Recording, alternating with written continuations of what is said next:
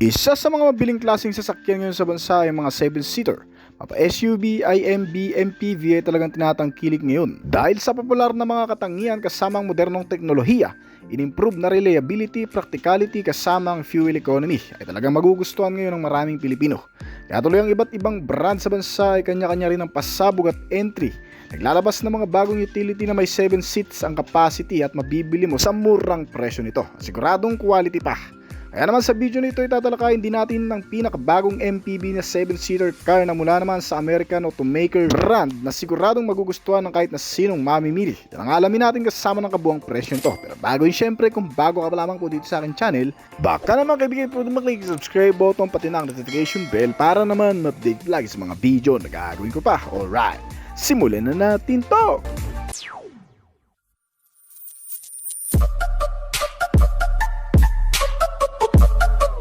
Binihisa ng bagong pagkilala ang brand na Chevrolet sa paglabas ngayong taon ng kanilang kauna-unahang MPV sa bansa na tinatawag na Captiva. Ang modelong magpapatunay na ang American automobile brand na Chevy ay hindi pa rin nalalaos at nauungusan ng mga Japanese brand dito sa bansa.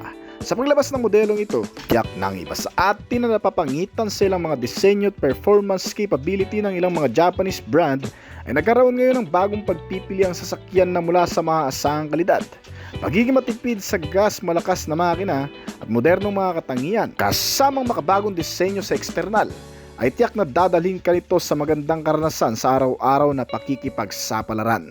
Dalang pangunahing gamit sa makina na nagbibigay lakas dito na 1.5 liter turbocharged engine nito na may kasamang 4-cylinder 16-valve dual overhead camshaft ay kinukumpleto ang paggawa ng malakas na performance nito kasamang magandang emission norm na Euro 5 compliance. Ito ay pinares sa isang CVT-type transmission front-wheel drive na gumagawa ng lakas na 148 horsepower sa kada 5,200 revolution per minute at 255 Nm ng torque naman sa kada 1,600 to 3,600 revolution per minute. Kaya ang bilis na nagagawa nito ay umaabot ng 180 km per hour. Nilagyan din ito ng smooth acceleration na nagbibigay dito ng smooth na performance. Fuel efficient engine na may fuel tank capacity na 52 liters at kumukonsumo ang modelong ito ng 15 km per liter. Mula sa panlabas naman na disenyo, makikita mo kaagad ang pagiging unique nito sa karamihan. Nilagyan kasi ng sariling style ang front face design at nilagyan sa buong body ng puro mga naka-matte black paint garnish. Kasamang front grille radiator ay ikinabit din sa dugtungan ng LED daytime running lights nito. Kasama ang under frame cover ng headlamp at fog lamp nito at ang matalas na under bumper grille extension ay binibigyang angas itong modelo. Pagdating sa side profile, medyo simple na may kaunting rugged kung titingnan. Nilagyan din kasi ito ng mga built-in cladding at side sill garnish para sa dagdag na compact ng styling. Ang 18-inch size alloy mags ay nagpapaganda rin ng pagkakadesenyo dito at may kabuang sukat ang mga gulong nito na 215/60 R18, naka-tubeless tires na rin at talagang makakapit. Ang rear tail portion ay may pa-curve shape body design at may pa-horizontal line shape DRL para sa magandang visibility lalo na sa madidilim. Ang Chevrolet Captiva ay may mga built-in na ring roof rail para sa roof rack tray na ilalagay mo dito aftermarket at isang shark fin antenna. Bali sa overall na looking ay wala ka nang masyadong hahanapin pa sa modelong ito. Pagdating sa loob nitong modelo, nag-aalok ang Captiva Chevy ng maluwag na cabin at may iba't ibang technological amenities. Ang interior ay madaling ibagay sa kung ano ang nais. Malaking lamang ang space para sa baggage sa pamamagitan ng pagfo-fold ng mga rear seats nito. Adjustable na seating arrangement na nagbibigay daan para sa cargo space kung kinakailangan at ang isang bagay na hindi matutularan ng ibang mga kasabayan ay ang pagkakaroon nito ng panoramic sunroof. Meron itong bintana sa taas ng bubong na kung saan bibigyan ka nito ng kakaibang karanasan lalo na sa mga long ride trips. Naka-leather cover na rin ang mga upuan at sinamahan pa ng malamig na aircon system na may auto climate control. Ay nagpapaganda pa lalo sa pangkalahatang pakiramdam ng mga pasaherong nakasakay dito. Lalo pat sinamahan ito ng mga bottle and cup holder, libangan at gadget na may 10.4-inch size display TV screen na may kasama na ring Apple CarPlay at Android Auto. Nilagyan ito ng USB and auxiliary input, Bluetooth connectivity, voice control at mga speaker sa isang magandang audio set. Bukod pa dyan, nilagyan na rin itong modelo ng maaasahang cruise control system para sa comfort ng driver lalo na sa mga long ride. At speaking sa comfort, ang modelong ito ay nilagyan din ng magagandang klase ng suspensions, kabilang ang front MacPherson strut at torsion beam suspension sa likuran. Sinamahan pa ito ng parehong disc-type na klase ng braking system sa front and rear. Naka-ventilated disc pa sa harapan, bagamat ordinary disc-type lamang sa likuran ay kahanga-hanga na rin ang nabibigay nitong kaligtasan sa mga pagpipreno, lalo na sa oras ng emergency braking. Ang Chevy Captiva ay sinamahan din ng maraming mga safety features para sa ligtas na pagsakay at pagmamaneho sa loob at labas ng kalsada. Unang-una sa listahan ng mga safety features nito ay ang speed sensing door lock. Nag-a-unlock ng kusa ang pintuan sa oras na mabit ang 15 to 20 km/h na bilis nito. Kaya kahit makalimutang i-lock, dahil medyo delikado lalo na kung may mga kasamang bata, sa pagkakaroon ng features na ito ay makakampante ka na. Sinamahan pa ito ng tire pressure monitoring para mamonitor ang PSI ng mga gulong bago isabak sa long ride o bago paandarin ng mabilis. Naka-electric parking brake na rin ito, kaya hindi na rin hassle para sa mga nagsisimula pa lamang mag-drive. Nilagyan pa ito ng hill start assist control system na magagamit mo sa mga paahon na kalsada na kung saan bibigyan ka ng 3 segundo para paganahin ang automatic brake nito sa oras na biglang mahihinto sa mga paahon na kalsada, para hindi basta-bastang gumulong pababa ang sasakyan. Equipped na rin ng modelong ito sa 360 camera o tinatawag na panoramic view monitor, na kung saan makikita mo ang buong paligid nito sa loob sa pamamagitan ng camera na nakapalibot dito. Maraming mga parking sensor inilagay sa harap at likod na tumutulong dito maisaayos ang pagpapark aging sa pagpapaatras sa kahit saang mang lugar o kaya sa parkingan. Nilagyan din ito ng side impact beams, engine check warning, vehicle stability control system at traction control, magpapanatili sa magandang stability at maneuver ng sasakyan sa oras ng malulubak at mga pakurbadang kalsada. Naman pa ito ng anti-lock braking system na nag-a-unlock sa bigpit na kapit ng brake sa biglaang paggamit nito during emergency, at electronic brake force distribution at brake assist na sumusuporta at nagpapatibay palalo ng kapit ng braking system nito, lalo na sa mga pababang kalsada. Kompleto rin ito sa mga basic safety features gaya ng seatbelt, ang airbag sa driver and passenger seats, crash sensor, front and side impact beams, seatbelt warning at marami pang iba. Nilagyan din itong modelo ng mga security features para ma-secured itong sasakyan, lalo na kung ipapark sa mga alanganing lugar o sa labas ng bahay. Kasama ang central locking, engine immobilizer, anti-theft device at anti-theft alarm system power door lock. Nagpapatibay sa seguridad nito at upang hindi basta mapagana ang makina o mabuksan ng basta-basta ang mga pintuan kahit sa pwersahan. Pagdating naman sa dimensyon, meron itong haba na 467 cm at lapad na 183.5 cm. May taas ito na 175 cm at tumitimbang ng 1,200 kg. Meron itong dalawang variant na pagpipilian, ang Chevrolet Captive LTZ standard variant nito at ang Chevy Captive Premier na top variant naman ito. Nagkakahalaga ang kabuang presyo nito mula sa 1,258,000 pesos hanggang sa 1,408,000 pesos dito sa bansa. Sa pagtungtong ng bagong taon, naglabasan ng pinakamagagandang klase ng sasakyan sa Philippine market. Umusbong ang advanced na teknolohiya mula sa iba't ibang automaker at car manufacturer. Kagaya na lamang ng isa sa pinakakilalang brand dito sa bansa, ang Hyundai Motor Philippines. Isang Korean automaker na naglalayong palakasin kanilang impluwensya pagdating sa pagkakaroon ng mga modelong may advanced na katangian mula sa loob at labas. Naibang style at napaka-futuristic ang line-up model na inilabas ng brand. Nakamakilan lang lang ay umagaw sa atensyon sa maraming mamimili ng sasakyan. Isa na nga rito ang pinakabagong Hyundai Stargazer X na tatalakayin natin ngayon. Isa sa pinakamurang sasakyan ng brand na naglalaman ng mga katangiang hinahanap mo sa ibang mga modelo na narito na ngayon. Kumpara sa dati, ito ay mas ginawang komportable, convenient at perpekto para sa buong pamilya na may 7 miyembro. Na ngayon ay tinatawag ng Hyundai Stargazer X ay ang ikalimang sasakyan na pumasok sa merkado ng Pilipinas sa ilalim ng na-refresh na lineup ng brand mula 2022.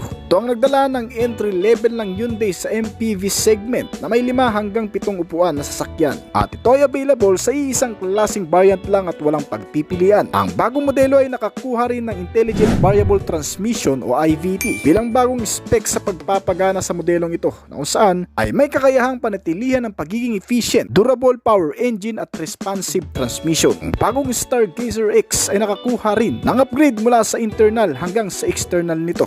Isang bagong disenyo mula sa front bumper grill. Mas naging premium ang datingan nito ngayon. Nadala pa rin ang signature design na mala spaceship pero may pagkakahawig na kaunti sa Hyundai Staria.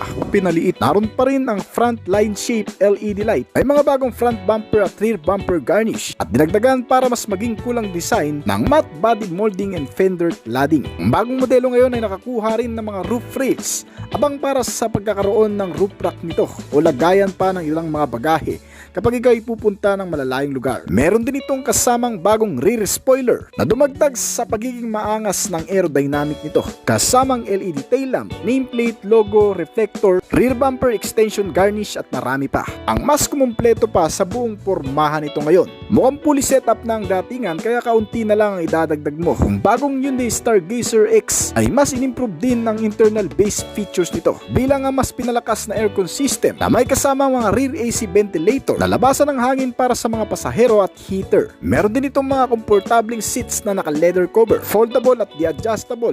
May rear center armrest at mga headrest. At kabilang pa sa mga comfort features nitong bagong modelo na Hyundai Stargazer X, ang pagkakaroon ng wireless charging system. Makikita lamang sa mga premium model pero dito ay meron na kung saan ay hindi mo na kailangan pa ng cord para maisaksak ang lobat na gadget. Ilalapag mo na lamang ang cellphone mo ay magcha-charge na. Isa pa, marami itong cup holder at bottle holder sa loob na kung saan ay may malalagyan ng mga inumin ang mga pasahero nito. Kabilang din ang dagdag na foldable table na kung saan dito ay pwede ka na rin kumain. Kasamang iba pang comfortable features gaya ng keyless entry, push start button na lang para paganahin. Meron din itong kasamang power windows sa front and rear, accessories power outlet with electronic parking brake and auto hold na kung saan ay wala ka ng lever na hihilain pa para paganahin ang parking brake nito. At isa pang sistema na magpapakomportable sa iyo ang pagkakaroon ng cruise control system nito. Ito ay mas maiging gamitin lalo na sa malalayong lugar na kung saan hindi mo na kailangan pang ibabad sa acceleration o pagpigas sa gasolina ng iyong paa. Dahil sa cruise control, na isiset mo lang sa tamang bilis na ninanais ay otomatiko pa rin itong tatakbo kahit hindi nakatapak ang paa sa gasolina. Bukod pa dyan, ang mga bagong libangan na meron itong bagong Stargazer X ay eksakto rin para sa malalayong biyahe. Lalo na kung uuwi ka ng probinsya ay mawawala ang antok mo habang ikaw ay nagmamaneho. Kabilang kasi sa pinaganda sa modelong ito ay ang infotainment system na may 8-inch size display na touchscreen kasamang Apple CarPlay at Android Auto na mas nagpaganda pa rito. Pati na rin ng mga connectivity, kagaya ng USB and auxiliary input, Bluetooth connectivity, FM and AM radio at mga audio sounds. Meron din itong multifunctional steering wheel na kung saan ay nasa driver na rin ang karamihan sa mga control dito. Gaya na lamang ng sounds at iba pang accessible switch na mas magpapagaang sa biyahe mo kahit nag-iisa ka lang. Nasa likod ng instrument panel, nagbibigay ng malinaw na readout para sa impormasyon sa pagdadrive. Naka-digital kaya mas madaling maintindihan. Ang low fuel warning, digital clock, digital odometer, tachometer with electronic multi-trip meter, at ang door ajar warning ay makikita mo rin dito. May kabuuang sukat itong instrument panel na 4.2 inches. Sapat ang modelo kahit saang biyahe mo man gamitin, pati na rin kahit sa malulubak na kondisyon. Ginamitan kasi ng matitibay matatatag na klase ng mga suspensions nito, gaya ng pagkakaroon ng front MacPherson strut na suspension na kadalasan ang ginagamit ng iba pang mga brand dito sa bansa. Di matagtag at hindi sirain at talagang mapagkakatiwalaan na rin.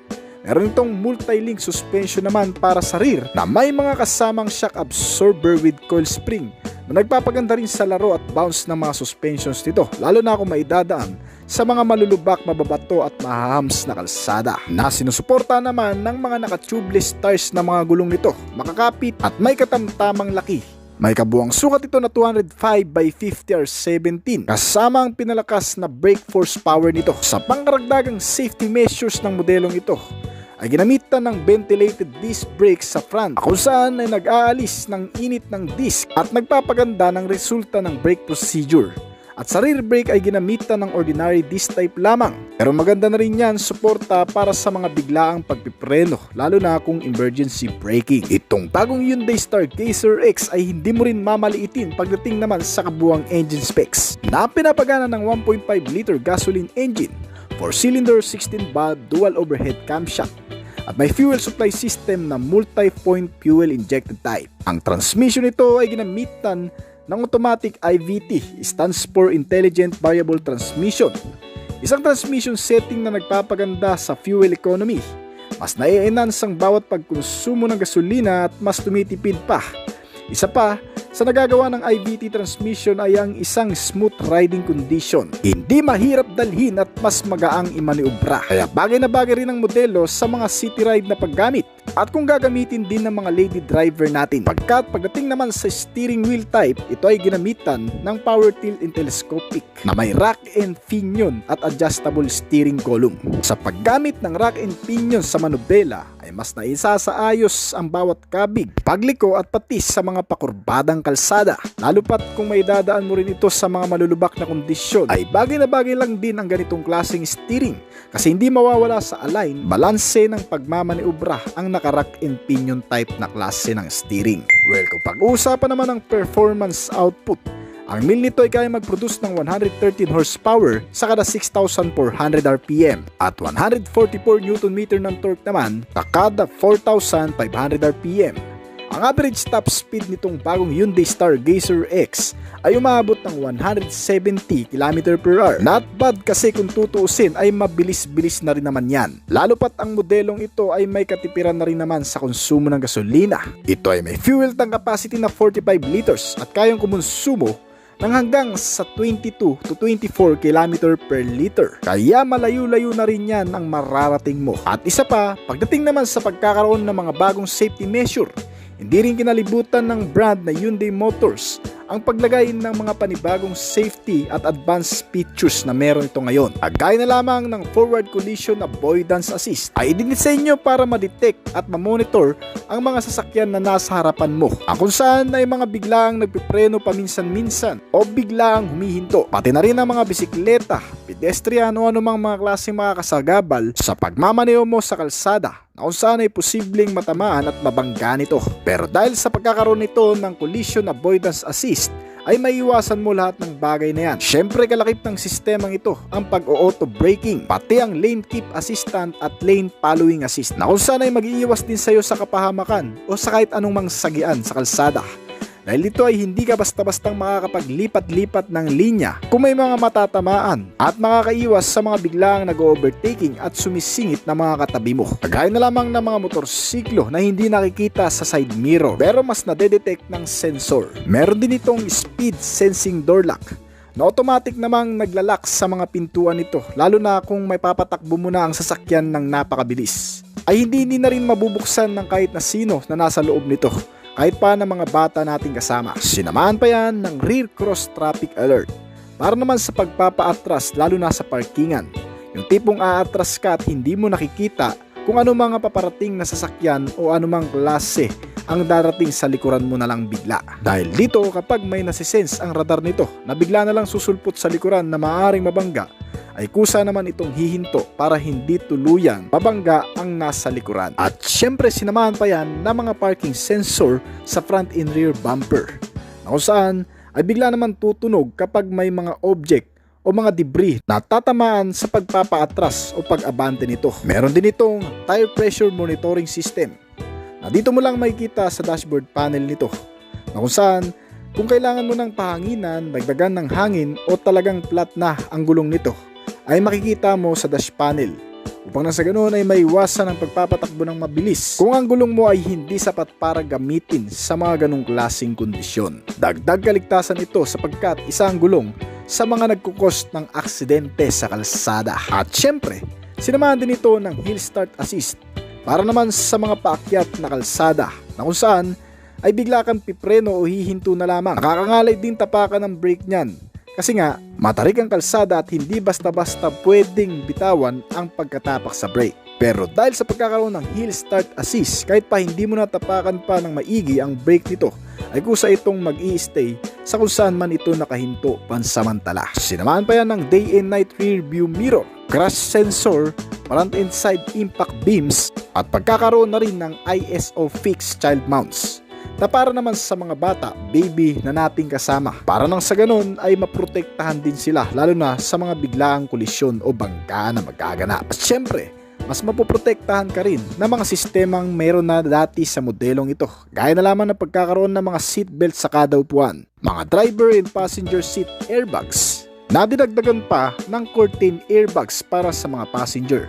At para hindi na rin mapuruhan tayo, lalo na kung magkakaroon ng matinding aksidente, ay poprotekta sa atin na tumama sa matitigas na bagay. At ang ilan pa sa mga safety features na kasama rin dito sa bagong Stargazer X 2023 model ay ang pagkakaroon ng stability control system. May babiyahe mong modelong ito kahit sa masamang panahon sa pagkakaroon ng sistemang ito, na kung saan ay nagpapanatili sa maganda at maayos na balanse ng pagmamaniobra kahit pa sa mga biglang pakurbada, malulubak na kalsada at sa madudulas na kondisyon. Sinamahan din niya ng mga suporta para naman sa brake procedure.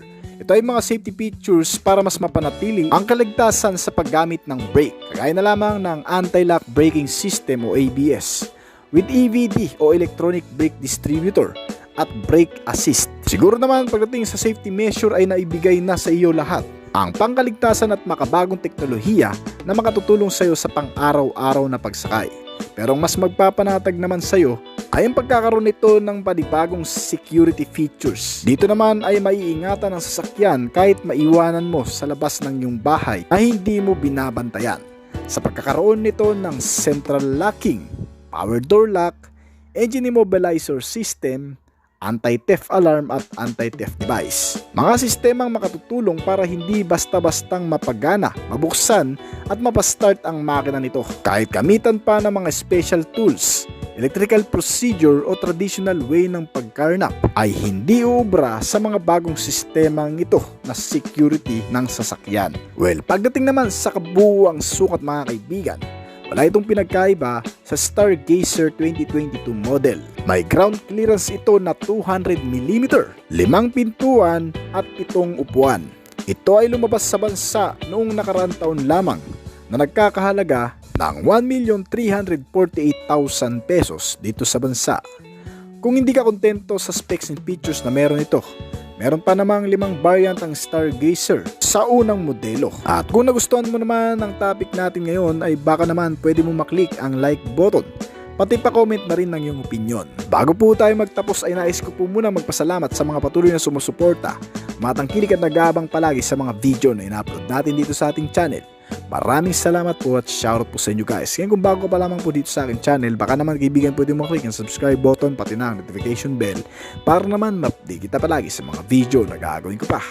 At syempre hintayin ko rin na opinion at comment mo sa ibaba kung may mga katanungan ka tungkol sa video nito. Huwag kang mayang mag-comment kaibigan upang nang sa ganun ay masagutan ko rin ang mga nais mo pang malaman at makakuha rin ako ng idea mula sa iyo na magagamit ko sa aking mga susunod pang video na gagawin. This is Oblis Collection. Thank you!